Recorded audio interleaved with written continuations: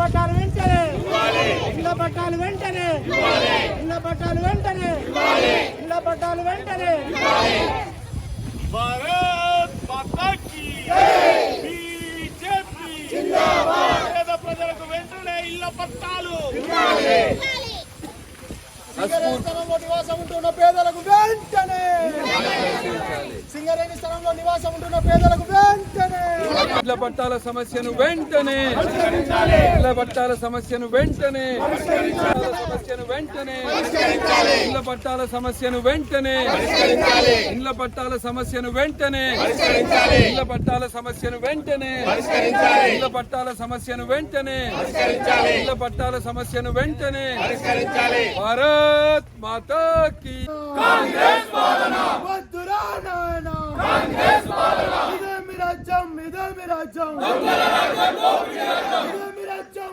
ఇదే మీ రాజ్యం దొంగల రాజ్యం దోపిడీ రాజ్యం ఇవ్వాలి ఇవ్వాలి ఇవ్వాలి ఇవ్వాలి ఇళ్ల పట్టాలు ఇవ్వాలి ఇవ్వాలి ఇవ్వాలి ఇళ్ల పట్టాలు ఇవ్వాలి ఇళ్ల పట్టాల సమస్యలను సమస్యను వెంటనే ఇవ్వాలి ఇవ్వాలి ఇవ్వాలి ఇవ్వాలి ఇవ్వాలి ఇవ్వాలి ఇవ్వాలి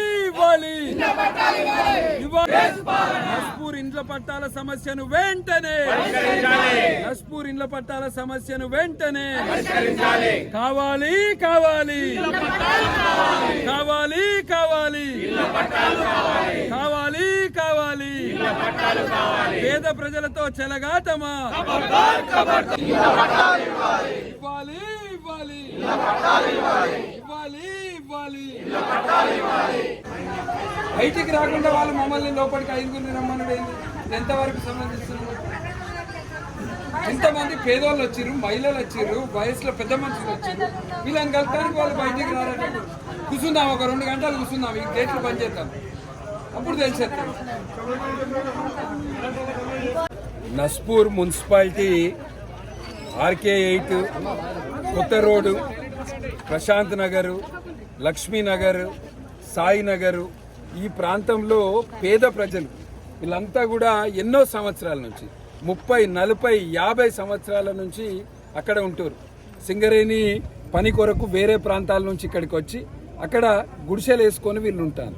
హట్స్ ఎన్నో సంవత్సరాల నుంచి ఉంటారు. కానీ ఇప్పటి వరకు వీళ్ళకు ప్రభుత్వం పట్టాలు ఇవ్వలే. గతంలో ఉన్న ఎమ్మెల్యే, టీఆర్ఎస్ ప్రభుత్వం ఉన్నప్పుడు ఎమ్మెల్యే 10 సంవత్సరాలు చెప్పుకుంటూ వచ్చిండు, పట్టాల సమస్య పరిష్కరిస్తాము, పట్టాలు ఇస్తామని చెప్పి ఆ ఎమ్మెల్యే చేసిండు. ఆయన పోయినాక కాంగ్రెస్ పార్టీ వచ్చింది. కాంగ్రెస్ పార్టీలో ఉన్న ఎమ్మెల్యే ప్రేమ్ సాగర్ రావు గారు 18 నెలలు అయింది. 18 నెలల కనీసం ఈ సమస్యకు ఎట్లా పరిష్కారం తీసుకురావాలనే ఆలోచన లేదు. గతంలో కూడా కాంగ్రెస్ పార్టీ అధికారంలో ఉన్నప్పుడు, అప్పుడు కిరణ్ కుమార్ రెడ్డి గారు ముఖ్యమంత్రి ఉన్నప్పుడు ఇదే ప్రేమ్ సాగర్ రావు అప్పుడు ఎమ్మెల్సీ ఉండే, అప్పుడు చెల్లని పట్టాలు 1000 కుటుంబాలకు ఇచ్చిండు. ఇదే నస్పూర్ ప్రాంతంలో ఎలక్షన్లలో గెలవాలి, ఓట్లు పడాలని దొంగ పట్టాలు అప్పుడు ఇచ్చిండు. వీళ్ళేమో పేద ప్రజలు అక్కడ ఎన్నో సంవత్సరాల నుంచి ఉంటారు. వీళ్ళు ప్రాపర్టీ ట్యాక్సులు కడుతున్నారు. 2000, 3000 రూపాయల ట్యాక్సులు కడతారు. ట్యాక్స్ కాగితంలో కూడా వీళ్ళ పేరే ఉన్నది.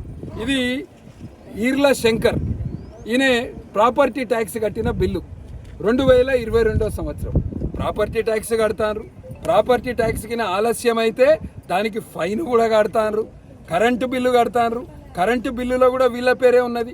కానీ ఇవాళ ఎటువంటి పరిస్థితి ఉందంటే, ఈ గుడిసెలల్లో వర్షాకాలం నీళ్లు ఉరిస్తే కనీసం ఒక రేకు కూడా వీళ్ళకి పెట్టుకునే అధికారం లేదు. వీళ్ళు రేకులు వేసుకుంటే కూడా సింగరేణి అక్కడ ఉన్న వాచ్మెన్లు వచ్చి వీళ్ళను బెదిరిస్తారు. వీళ్ళు రేకులు వేసుకోరాదు, వీళ్ళు సిమెంట్ పెట్టి ఇంత దానికి ఏమన్నా వర్షంతో నీళ్లు గారుతున్నాయంటే చేయరాదు, ఇటుకలు పెట్టరాదు. మరి వీళ్ళ పరిస్థితి ఏంది? వీళ్ళు ఏం పాపం చేశారు?